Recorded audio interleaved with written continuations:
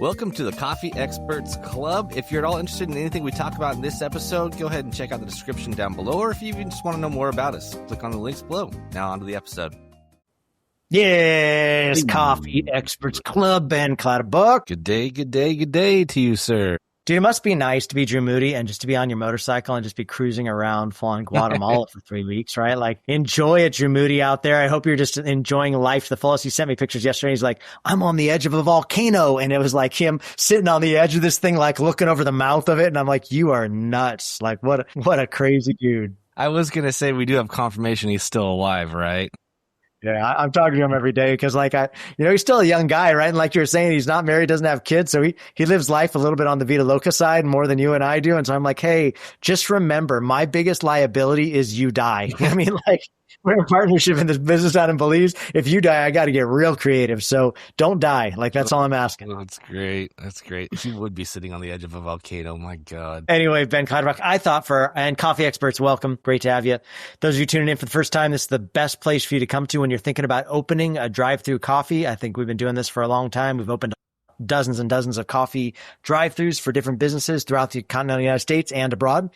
And, this is the spot, one stop spot for you to get all things intel when it comes to drive-through coffee specifically. But also, if you have a coffee brand, thinking through things that maybe your brain isn't always thinking through. Sometimes you can get lost in the forest for the trees, right? If you're just in the daily grind.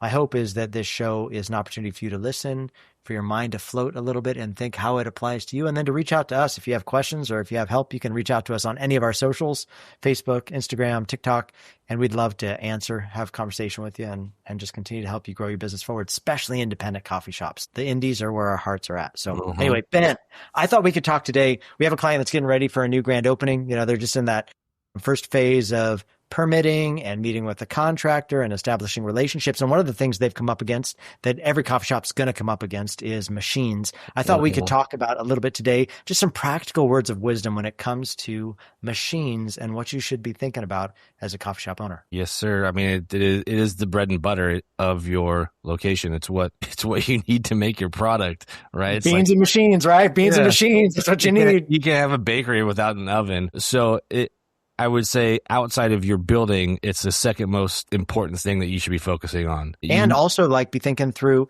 right, what you're going to find in this podcast if you're just joining, and other coffee experts if you've been here for a while. Our hope is what you're seeing is we're going to try and get you out of here as cheap as possible, right? Like how do we recommend you? Coffee shop is one of those businesses where it's not like I want to buy a Cold Stone ice cream store, right?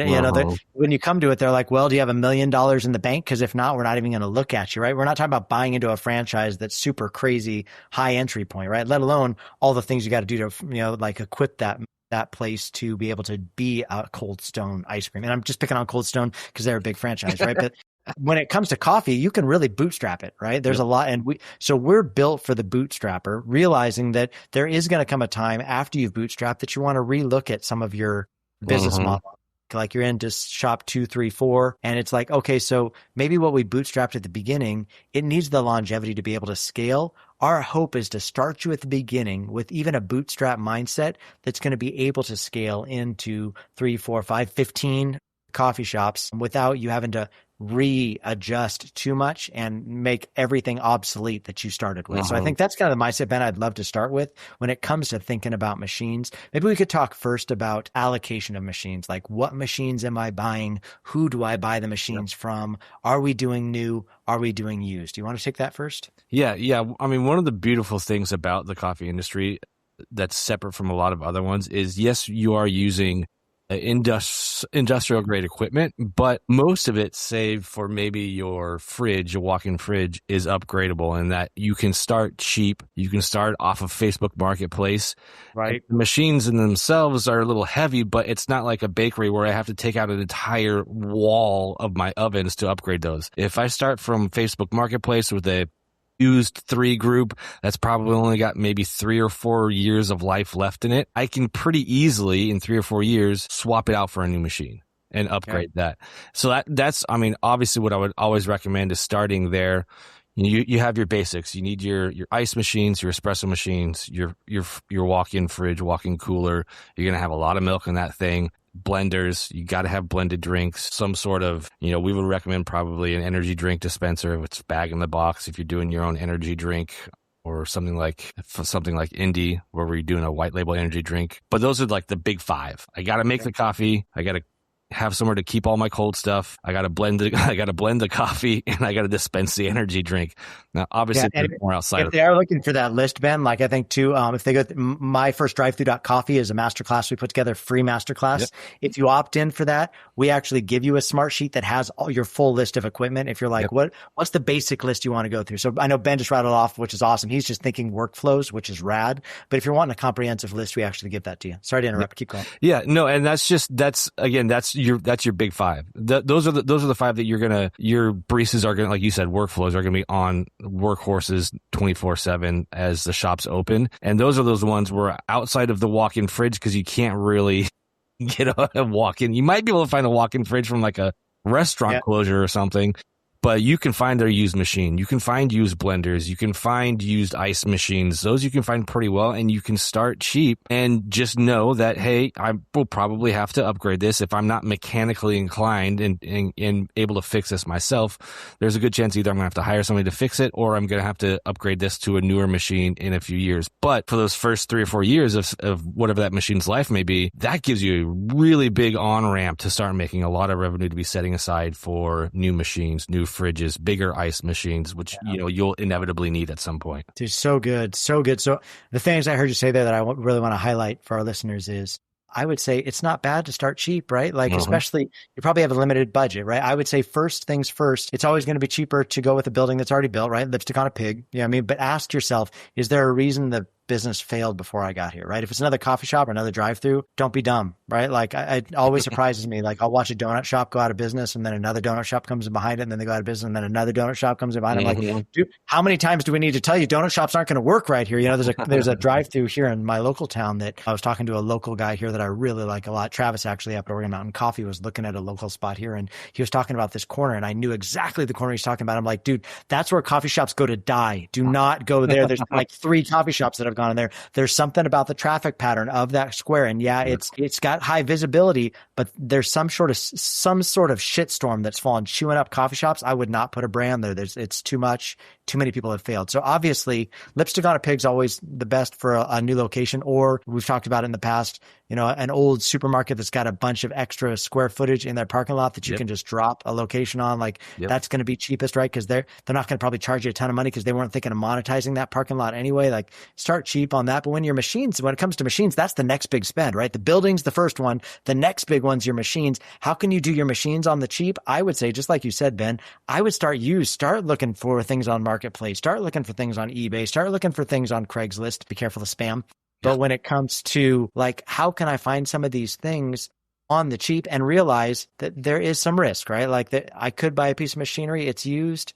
I'm going to have to probably put some TLC into the thing, right? Obviously, the least amount of TLC, take the thing apart, make sure you see it run, bench test their machine, all the things that I would say when it comes to buying some of the bigger equipment. But I would always advocate for use, realizing, though, the trade-off of not spending much money on new is that you're going to probably have some headaches of having to figure out how it works, and that's either you or someone else. So there are also vendors out there that if you just want to start new, there are great machine vendors out there that are brokers, right? You can go to the Webstronts of the world and choose out your machines. Let's say you have your list that we give you. You can go to Webstronts or places like that where you can buy it yourself, or you can find a machine broker that maybe they've negotiated for cheaper prices, but you're going to pay also for the service, right? They're going to pay for them coming in, taking your layout, recommending to you machines, and they're going to have a cut on the top. So probably those are the 2 different ways to think about it. Of either I'm going to go used, pay cheaper, but probably give some sweat equity to it, or I'm going to go all new. I can try and find new on my own. You can ask us questions. You're more than welcome to. We don't charge to answer your questions like that.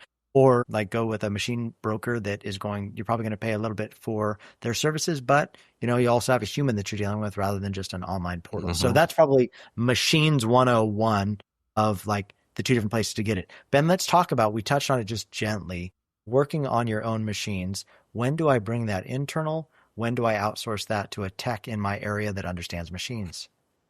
That's a great question. I would say it depends on how mechanically inclined you are. You may have a hidden gift of being a tinker and you just don't know it yet. And once you get that machine in there, all of a sudden you want to start taking it apart all the time and looking inside.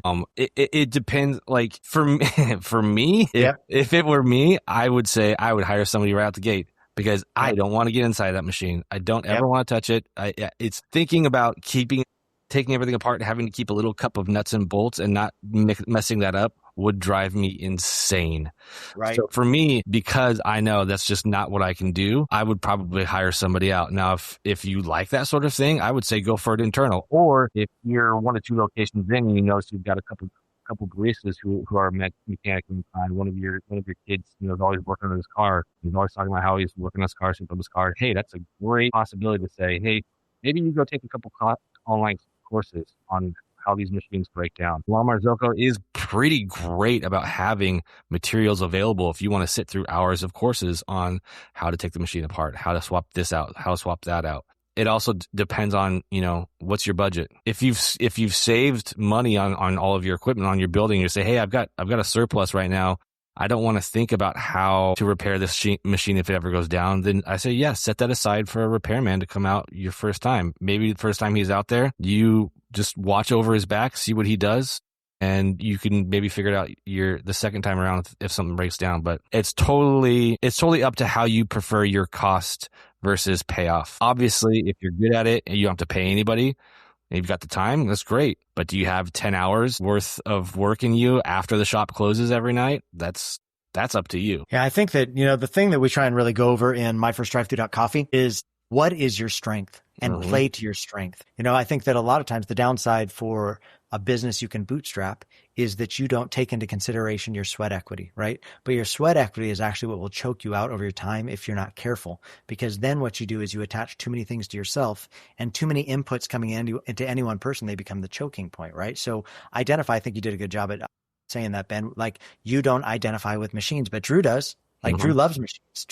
Drew had a working knowledge of almost all the machines we have. But let me tell you what, he's gotten a lot more working knowledge being in Belize, taking things apart, and us dealing with humidity and seawater and terrible brown electricity that is going to fry internal components on these sensitive machines. That Drew's had to get really well acquainted with. How does this thing work? Like, how does this work? And Drew loves it, right? And so for us, Drew really leaned into that and leaned into training a young guy on our team who actually is really good at this stuff, who manages a shop right now, but would ultimately someday, as we continue to open new locations, like that to be his full-time gig, where he's just our internal tech that travels around the machines and does preventative maintenance and fixes big fix when there's a knee jerk, or ships out a new machine when things break from an internal supply that he's got. That's what Cody Anderson was for roasters all those years. Was not only was he roasting, but he was also doing all of the facilities and maintenance and equipment, which was great because Wes got a twofer out of the kid, right? Wes was that person at the beginning. He did all the machine fixes and did all the roasting. He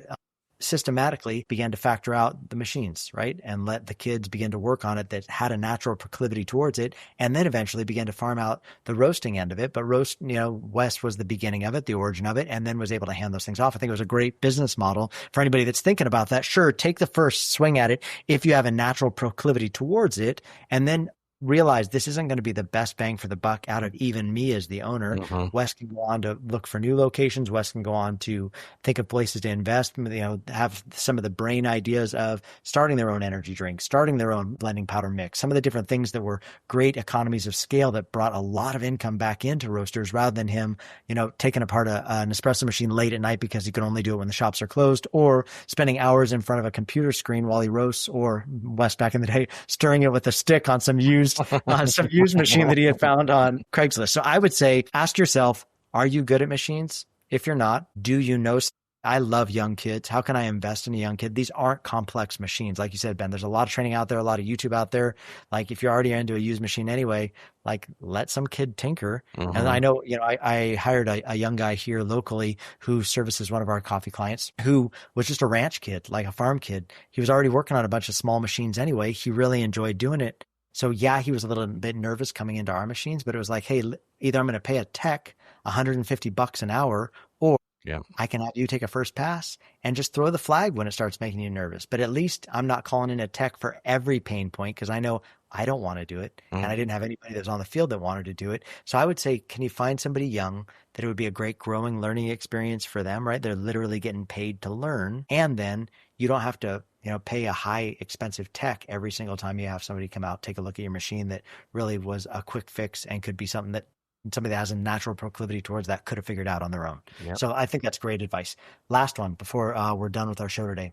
Ben, let's talk about the wisdom in as you grow and then even from the start, thinking through what kind of machines do I want to be in and buying the same kinds of machines as you replicate yourself. Same, especially when it comes to big spends like your espresso machine, your blenders, like things you're going to have to do a lot of fixes and gain a lot of parts to be able to fix so that you can be thinking about what kind of parts do I have to inventory? Because the example you gave of parts in a cup is a really good example of where Cody Anderson started and how he had to get really organized and some of the mess that roasters landed in by buying too many different kinds of machines on the cheap, but not thinking through all the parts and pieces that come along with them. Mm-hmm. Yeah, I mean, stick with Ford or stick with Chevrolet. Don't get both. Yes. I mean, it really is. There's a standard for the industry of equipment that you need, kind of like just like the parts list we give you. I highly recommend picking one and sticking with it. A great source of information is if you've got a local roaster. Cody is always our example. If you were to walk in, buy some beans from Cody, and say, "Hey, I'm thinking about starting a coffee shop. What's the best machine?" Cody will give you the pro and con of every machine, the Lineas to the La Marzocco's and everything in between, and say, "Hey, you should probably go with this." And then I guarantee you, a second later, he'll say, "And stick with it," because all of those machines and all of those, everything just down to the group head, like that little group head has so many parts in it. And if you have 3 locations with 3 different machines, you're increased by 3x the amount of parts you have to have on hand in case something breaks, which absolutely sucks. Stick with one machine. It's just like a Ford. You stick with one truck and you're gonna be maintaining just one system of something. Same thing with your blenders.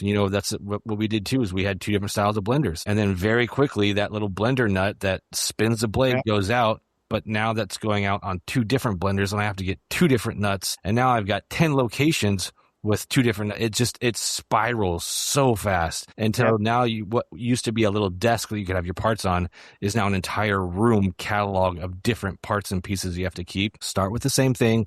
Talk to somebody who knows, grab our list, talk to your local roaster of what is the best of this thing that I should get that makes sense for my business. And I want to stick with it. And they'll point you right down Vitamix. You get a Vitamix, don't ever get anything else. The only blender you need is a Vitamix. Buy a Vitamix for every shop because that piece that spins that blade is cheap. But if you have to get 10 different of those, it's really a pain in the ass. Yeah. And I mean, all the like grinder burrs, right? Like steam one rebuilding kits. Like you want the things that are going to be end over end the same so that you can have 3 or 4 or 5 of those things on hand, because the more locations you have, you're going to have breakage. You know what I mean? But the nice thing about a lot of these machines is we're not talking about a million different parts. There's like probably 5 to 10 parts that systematically always go out. And man, just have those O-rings on hand, have those things on hand that are going to be able to save you the pain, because the worst thing you can have is a machine that's down, right? Like a down machine is a pain in the ass, you know what I mean? But also that some of the nice things about used piece of machinery is when you do start on your 3rd or 4th or 5th location and you decide, hey,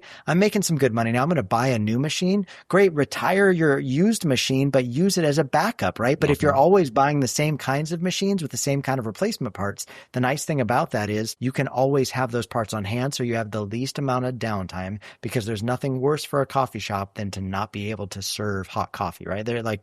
You may be able to do some cool things with your cold brew.